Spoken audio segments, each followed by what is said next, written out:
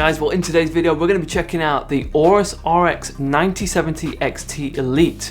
Now in our GPU coverage we actually haven't had the XT in the GPU roundups that we've done, and given the fact that currently there is a bit of a price difference of only $100 between the XT and the RTX 5070 Ti, we thought it'd be a great opportunity and a great time to do a bit of a head-to-head comparison. So the Elite is the fastest XT under the Gigabyte and Aorus brand, and this card here is also among the fastest XTs on the market. It boasts a triple fan design and it features the impressive RGB halo lighting, which gives a very distinctive physical appearance. Now if you're wanting to pick one of these cards up, it is going to cost you $670 in the UK, $780 in the US, and then $1,200 in Australia, and so that marks this out as being slightly cheaper than the RTX 5070 Ti. And later on we're going to be putting this card here up against that card there on the shelf just behind me.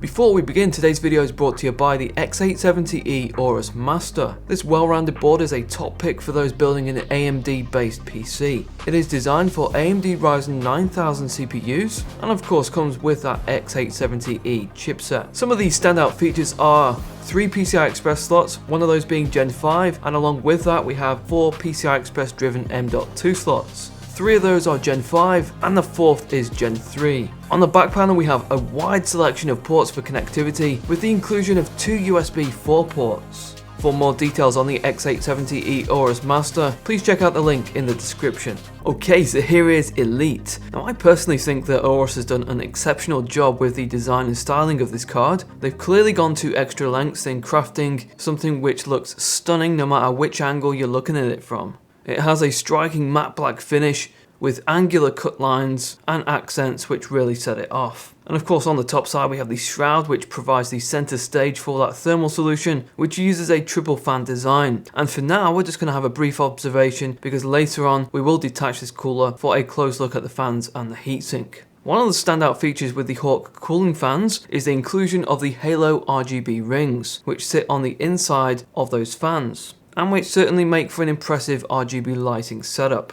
The lighting on this card can of course be configured using Gigabyte's control center. While this definitely isn't the largest card we've seen, it is still pretty substantial in size. Here are the dimensions. The length is just over 330mm, for the width it is 125, and then the height is just over 59mm. Now this card does come with a factory overclock straight out of the box, so the reference boost is 2970, and with this card, that clock has been bumped up to 3100 MHz, which is a 4% increase and 130 MHz.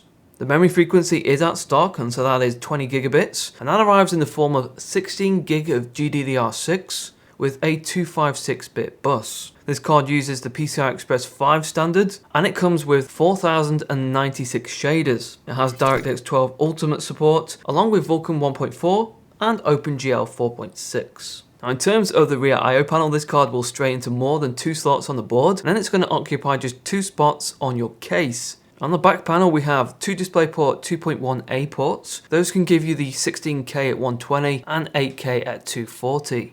And 2 HDMI 2.1b ports. Those can give you the 8K at 60 and 4K at 120. To power this card, you might be glad to see that we've got the 8-pin connectors, and there are a trio of them. And Aorus actually recommend that you use an 850 watt unit to power this card. Turning to the back of the card, we have a metal backplate, which gives that protection to the PCB, and you can also see that care and attention has been given to the design of this part of the card too. We have the ventilation towards the end for airflow, and also on this backplate, there is a toggle for dual BIOS, allowing you to switch to performance or quiet mode, and to get the best results, it is obviously a better idea to leave that on performance. Alrighty, well we've removed the cooler from Elite so that we can get a look at the inner workings of this card, and immediately you can see that Aorus has opted for a conductive gel that we've seen on the other models, and since that is a gel or a paste, I'm not going to remove it from the card or the heatsink, as reapplying is going to be pretty tricky. Okay, so we have 3 90mm fans. They are a 7-blade design. These fans are dubbed the Hawk fan. The two outer fans spin in an anti-clockwise direction, while the center fan there spins clockwise to reduce turbulence. And those fans have the 3D active fan, which is Aorus's 0 decibel technology, meaning that they're going to stop spinning when that GPU is under a specific load. Underneath those fans, we have a two-piece vapor chamber heatsink. That heatsink covers the memory, VRM, and GPU, and it features a plethora of copper heat pipes. And later in the testing, we're going to show how good this cooler is, and spoiler alert, it is pretty impressive.